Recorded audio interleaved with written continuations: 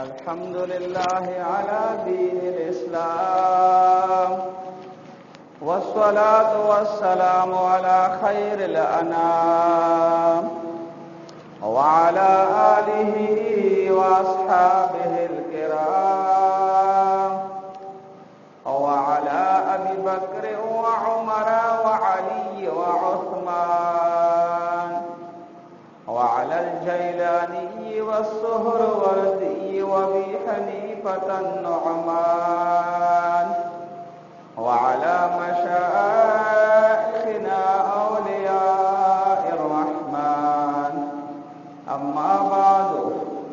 फ़क़द क़ाल अल्लाहु तबारक व तआला फ़ी किताबिहिल मजीद व फ़ुरक़ानिहिल हमीद।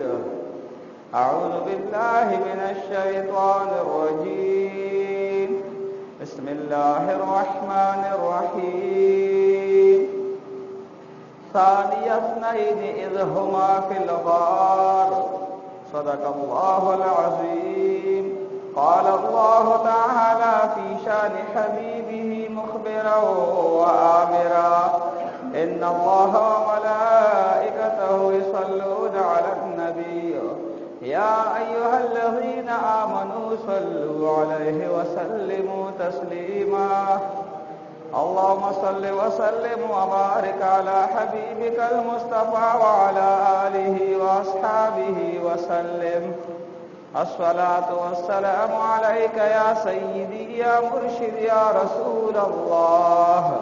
व अला आलिका व अस्हाबिका या सय्यिदी या मुर्शिदी या नबी अल्लाह। मौलाया सल्लि व सल्लिम दाइमन अबदन अला हबीबिका खैरिल खल्क़ि कुल्लिहिम। मोदिन इस्लाम मुहतरम मुअज़्ज़ज़ मशरानो कशरानो इस्लामी उरुणो रब्बि करीम मुसरा मुकम्मिल ईमान व इस्तिक़ामत नसीब का व रब्बि लम यज़ल तसरमदीन दुनिया सआदत नसीब का।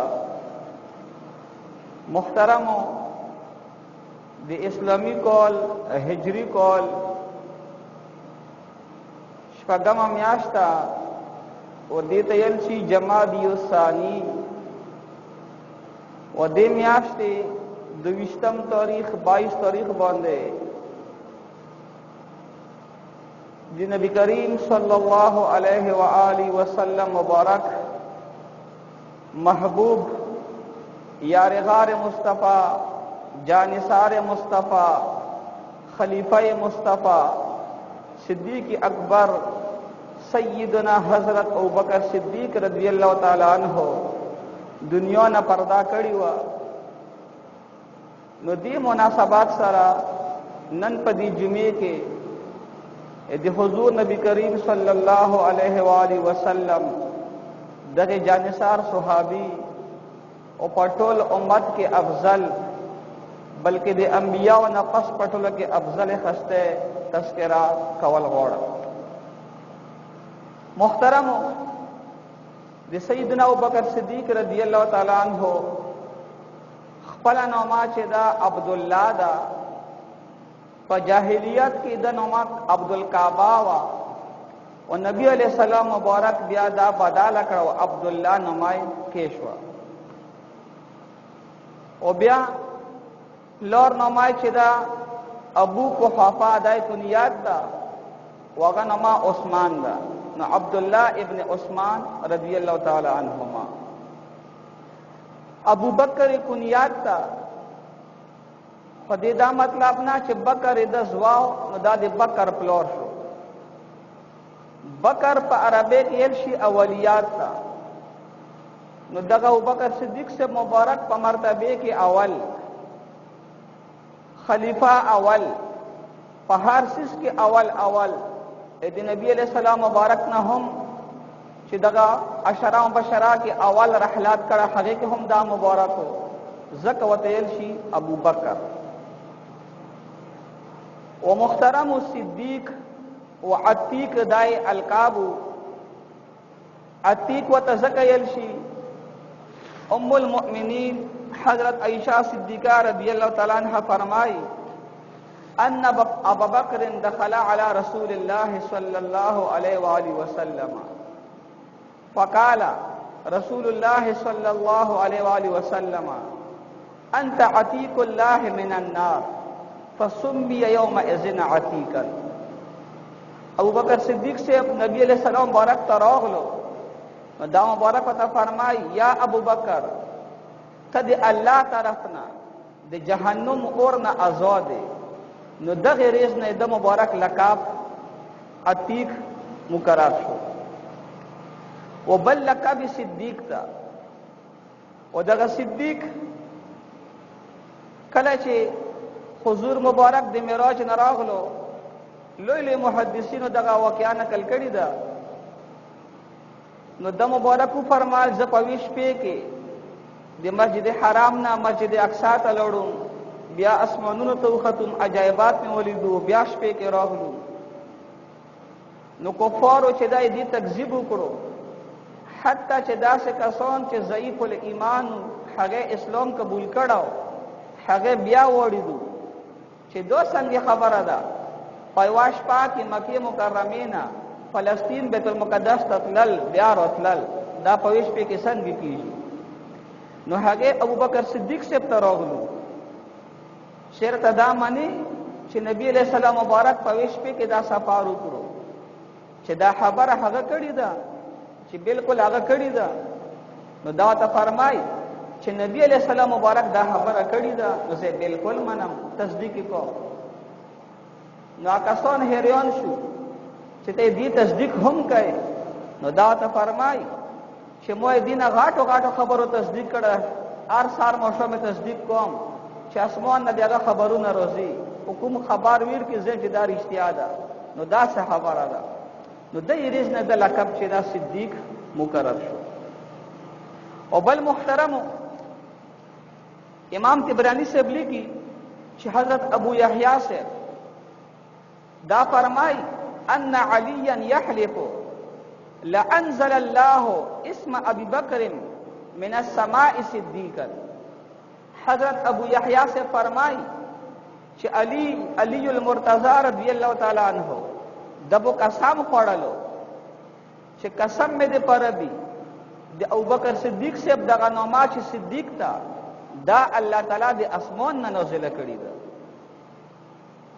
او بل محترم حضور مبارک هم د صدیقیه لادا امام بخاری سے په بخاری شریف کې د روایت نقل کړه دا حضرت انس ابن مالک رضی اللہ تعالی عنہ فرمائی ان رسول اللہ صلی اللہ علیہ وآلہ وسلم صعد احدا وابو بکر وعمر وعثمان فرجف بهم فقال اثبت احد فانما عليك نبي وصديق وشهيدان.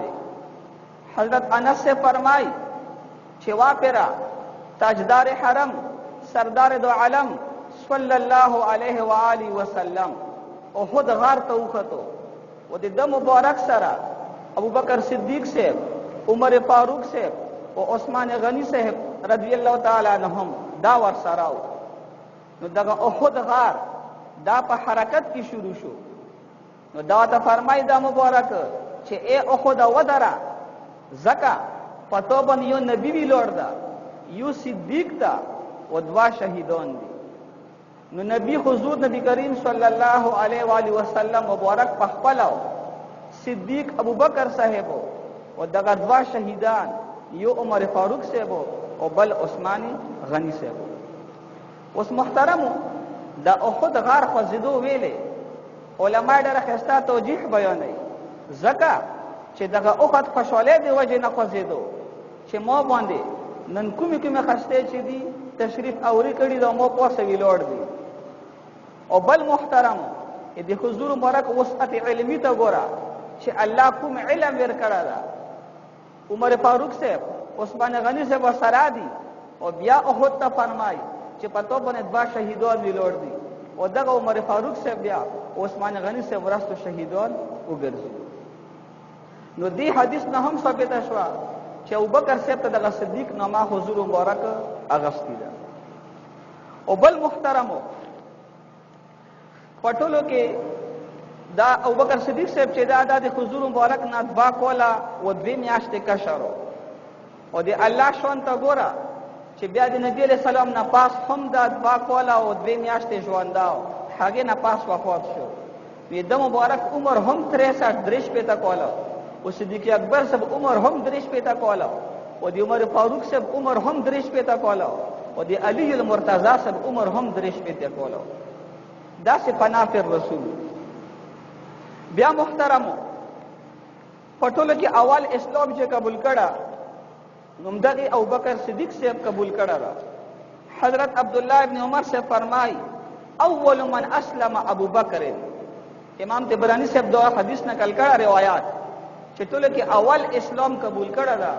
هغه ابوبکر صدیق صاحب قبول کړه دا. خدای ته علما یو قصه تدبیق کوي. بعض روایت کې راځي چې علی شیر هدا صاحب مخکې اسلام قبول کړه. بعض کې راځي خدیجه الکبرى رضی الله تعالی عنها هغه قبول کړه. بعض کې بلال حبشی صاحب راځي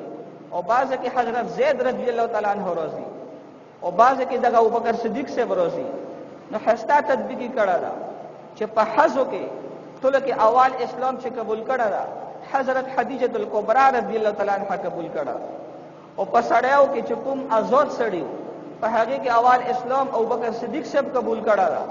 په مشمونه کې ټول کې اول اسلام علی شیر هدا صاحب قبول کړه. کوم چې غلامانو دي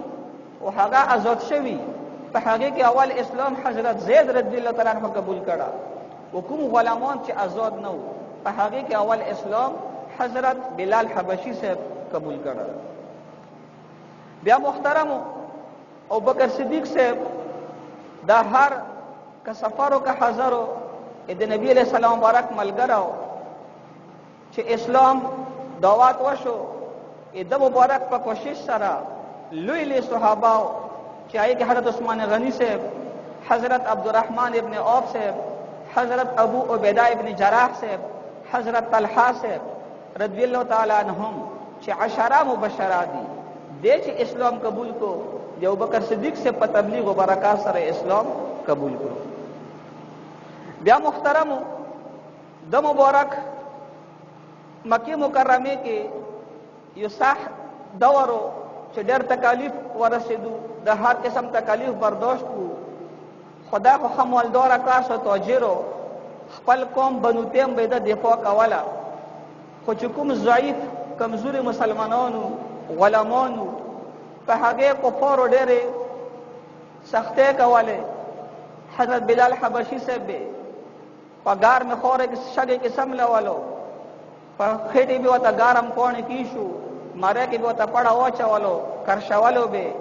ودا بیا دغه احد نورې واله. نو کله چې حضور مبارک په دې تکلیف کې ولیدو نو دا ته فرمایل چې احد به تو دغه عذاب نه خلاصي. صدیق اکبر صاحب ته پاته ولګیدا. نو دا چې دا د بلال حبشی صاحب چې کوم مالک امیہ ابن خلف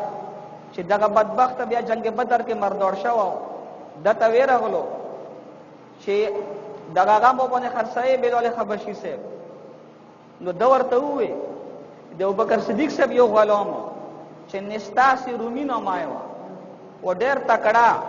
تقریبا 10,000 دینار د قیمتو او دغه نستاس ته ابوبکر صدیق صاحب د اسلام دعوت ورکو هغه اسلام قبول نکو چې زه اسلام نه قبلو. نو دا ته فرمای چې بلال حبشی صاحب چې د حبش نه راغلو د رنګ تور ډېر کم قیمت او دغه 10,000 دینارو چې د 100,000 دینار د هغه کوم قیمت ولا غلام په هغه بدل کې تنوع غستو او بیا او بلال حبشی صاحب چې دا آزاد کړو. نو کله چې بلال حبشی صاحب دا آزاد کړو دغه مشرکینو پروپاګاندا شروع کړي یا تفسیری شروع کړي چې ابوبکر صدیق صاحب ډېر کامیاب تاجر دا چې تا په تجارت کې نقصان نه کوي او د قدم راغټ نقصان وکړو چې ته بلال حبشی چې 100 درهم قیمت نه لري او چې ته دغه نستاس رومي چې د 100,000 دینارو قیمت په هغه سره بدل کړو.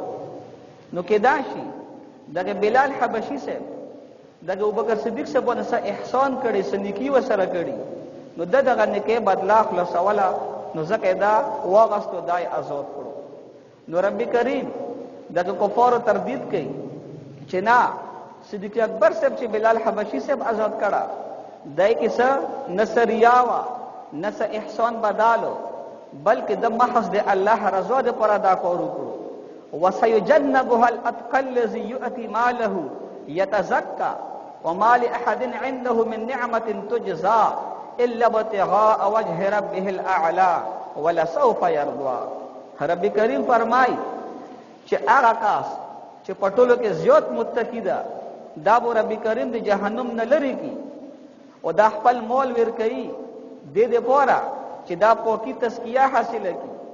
او د باندې چا احسان نشته چې هغه احسان بدلا ور کی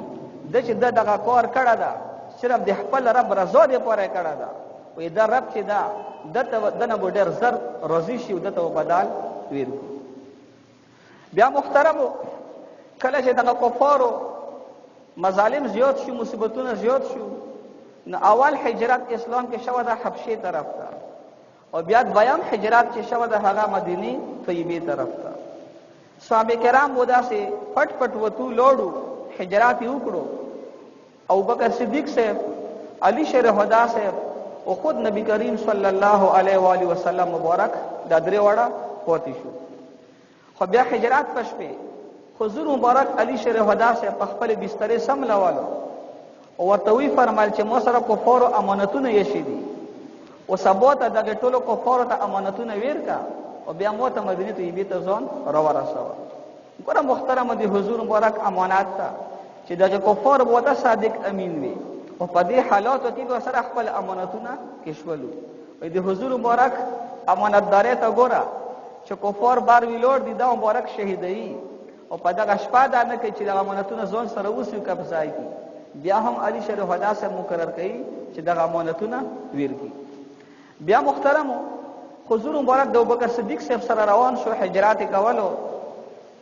کله غار سور ته رسیدو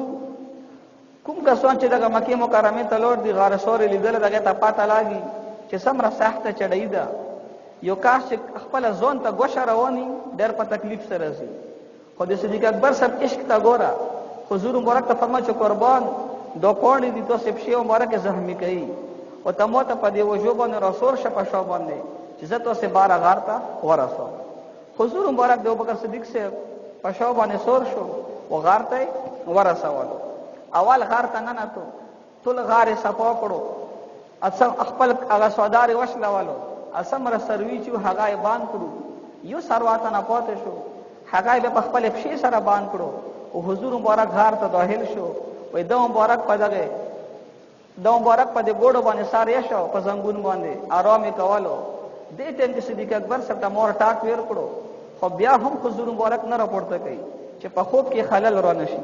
خو چې کله داړ زیات شو سترګونه وښ کې لاړې حضور مبارک پر رخسار ور پریوته هغه بیدار شو.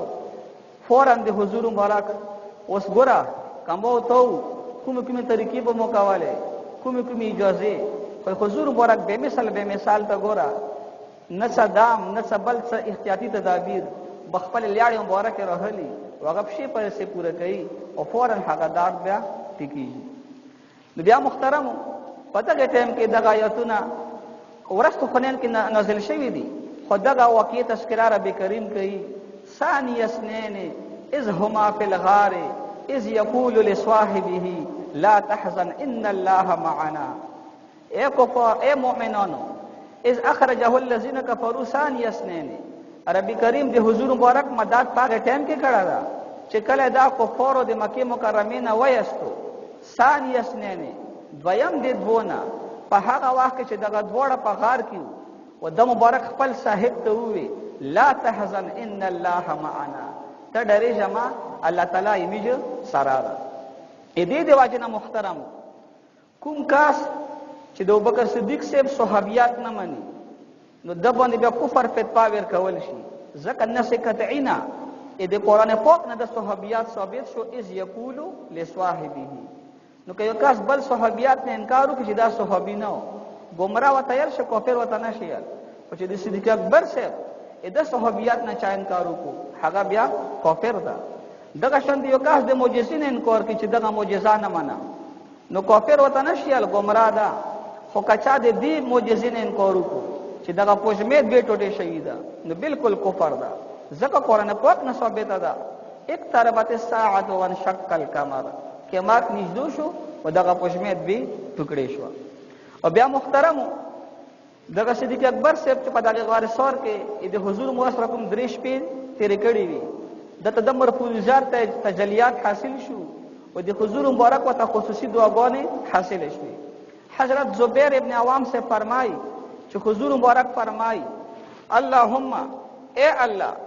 ته چې دا د ابوبکر صدیق صاحب دا د موسی په غار کې ملګری کو، نو اے رب کریم ته دغه ابوبکر صدیق صاحب مسره په جنت کې هم ملګری کې دغه دعای ورته وکړه. بیا محترم صدیق اکبر صاحب چې کله غار نه راوته مدینه طیبه ته روان شو، کله به د حضور مبارک نه مخکې تلو، کله به ورسته تلو، کله د شي طرف ته، کله ګس طرف ته. دا مبارک ته تاسو کې چې ویل ابوبکر صدیق صاحب دا ویلې کوي چې قربان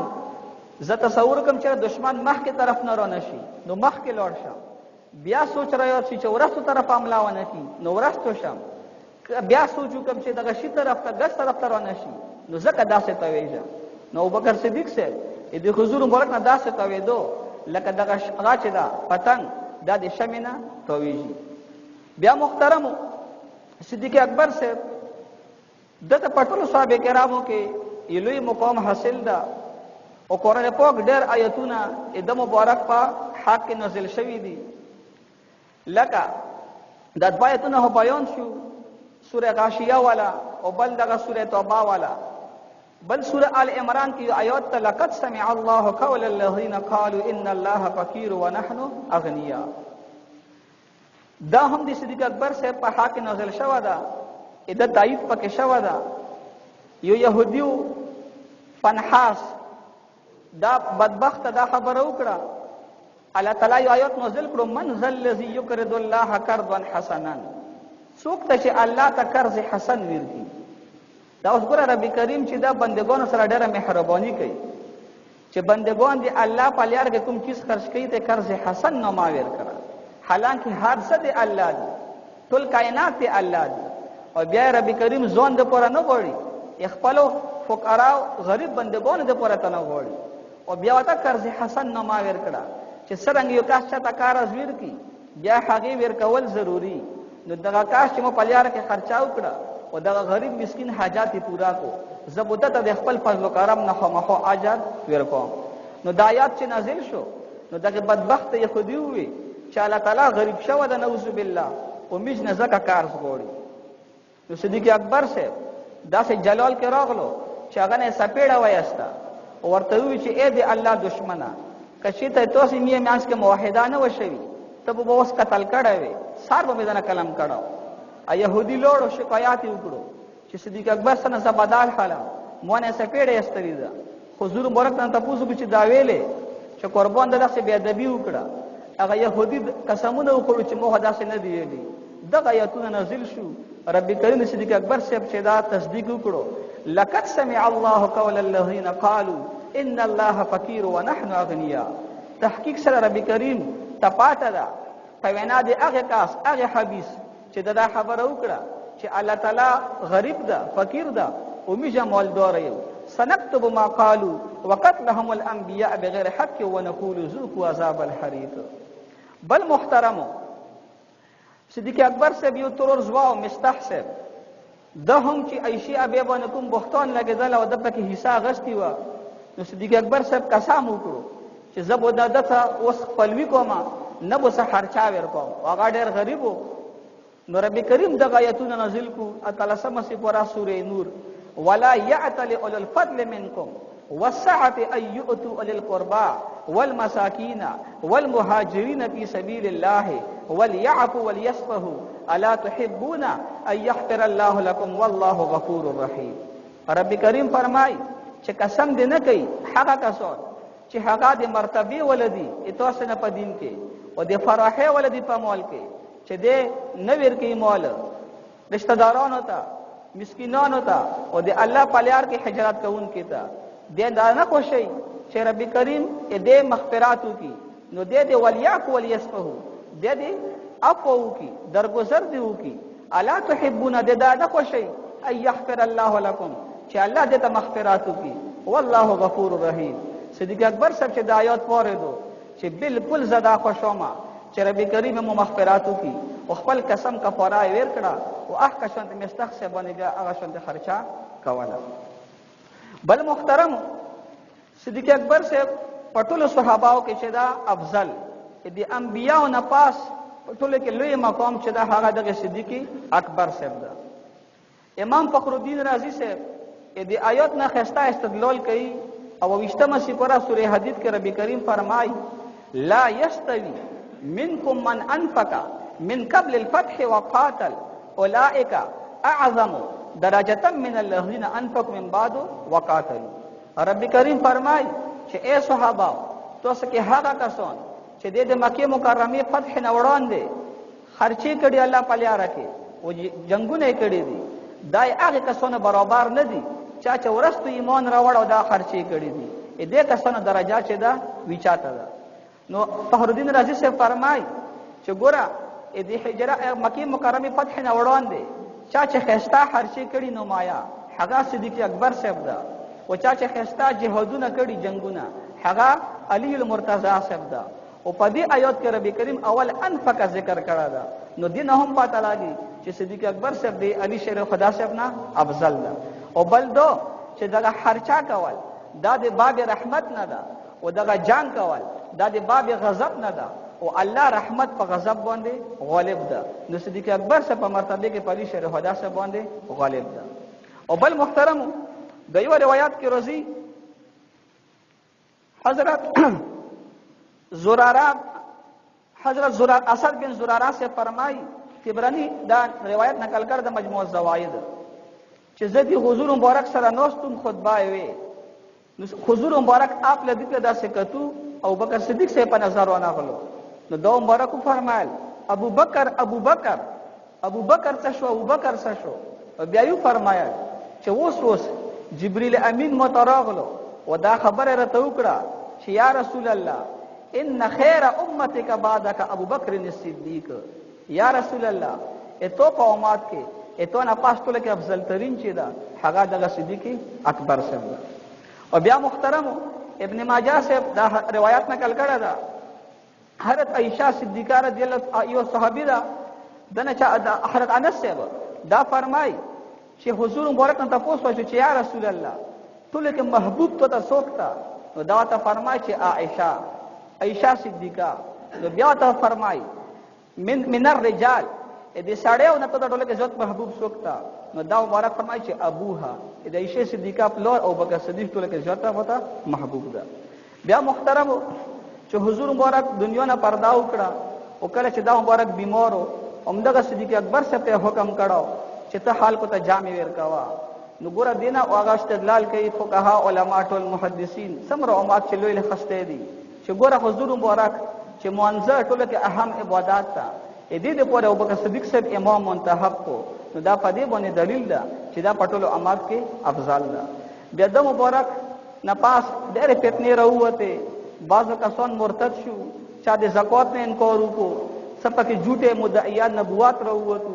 هغه ټول فتنې چې دې سبب او بکر صدیق صاحب مبارک وکړو هغه ټول سره جهادونه وشو او هغه ټول فتنې چې دې حاکم کې. او بیا محترم کله چې بیمار شو تاریخ الخلفاء لیکلي دي حضرت عائشہ صدیقہ رضی الله عنها راوغشتا چې اے لوري ز امو کوم مول چې حغان د وارثانو شو او زه به د مرز کې دنیا نه سفر کوم خو ته دغه مول چې دا د کتاب الله مطابق خپل دورونو کې او دوه خیاندو کې تقسیم کا.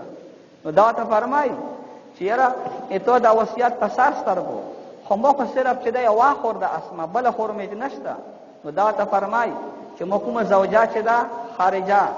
ادا حامله ده او دینه و چې دا ماشومه پیدا کیږي هغه شونته وشو چې د مبارک دی وفات نه پاس هغه ماشومه پیدا شو او هغه نوم ام کلثوم کیشور شو. نو ګوره محترمو د حضور مرګ د برکاته د مبارک غلامان امتیانو ته اوس دا یو غیب علم ده چې دا هغه کې څه شته نرینه ده که زنانه ده خو رب کریم چې دا د حضور مرګ د صدقې برکاته د امت ته هم دغه علم ورکړي. او بیا محترمو کله چې وفات کېدو علي شهدا سے فرمای چې زه راو غوښتم خصائص کبرا دا نقل کړه تفسیر کبیر نقل کړه دا چې اے علي شهدا تو په خپل لاس باندې مو ته غسل راکې په کوم لاس ته چې حضور مبارک ته غسل ورکړه دا او کله چې امو جنازه تیار شي د حضور مبارک دروازې سره مو کېده او आवाज بو کې چې ابوبکر صدیق صاحب اجازه غوړي نو که اجازه ملو شو نو مو بدالته دفن کې حضور مبارک سره او که اجازه ملو نه شو نو مو بیا جنت البقیع کې دفن کې نو حضرت علی شهدا سے فرمای چې ز اوالما چې ال تلوړما مو السلام علیک یا رسول الله هذا ابو بکر یستاذن یا رسول الله دو ابو بکر د اجازه غوړي نو علی شهدا سے فرمای چې مو یو غیبی आवाज واردو او دروازه کلاو شو ادخل الحبیب الى الحبیب فان الحبیب الى الحبیب مشتاق دوست دوست سره ملاو کې زکه دوست پر ډېر مشتاق تا دې هغه انتظار کوي نو محترم صدیق اکبر صاحب د حضور مبارک پټو صاحب کرام کې افضل ترین هستی ده او د مبارک تاریخ وصال دغه 22 جمادی الثانی ده دغه منګل لرس بروسی نو چا چې صدا سواس کې صحات می کړي یا بل صحیح سال ثوابي تلاوات یو کی تصدقات یو کی او د مبارک ته چې د هغه ثواب ورو کی نو زه امید ستم چې رب کریم د اعمال ډېر محبوب وګڼي او د کاسته په دنیا آخرت خیر نصیب کی وما علینا الا البلاغ الحمد لله رب العالمين والعاقبة للمتقين والصلاة والسلام على خير خلقه سيدنا مولانا محمد وآله وأصحابه أجمعين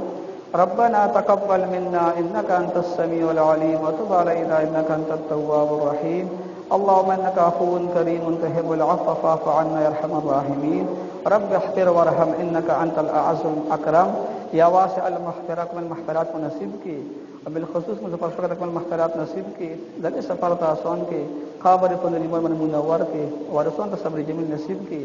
وسمر مرزان سیدۃ الکمل شفا نصیب کی وباخر وقت مندر نصیب کی لا اله الا الله محمد رسول الله بل منکبیر سے مبارک چشی و فسیغت پر دعو کی رب بیٹے کے مغفرات نصیب کی اور رب کے اعلی درجے جنات نصیب کی ورسول صبر جمیل نصیب کی وصلی اللہ علی خیر خلق سیدنا مولانا محمد و علیہ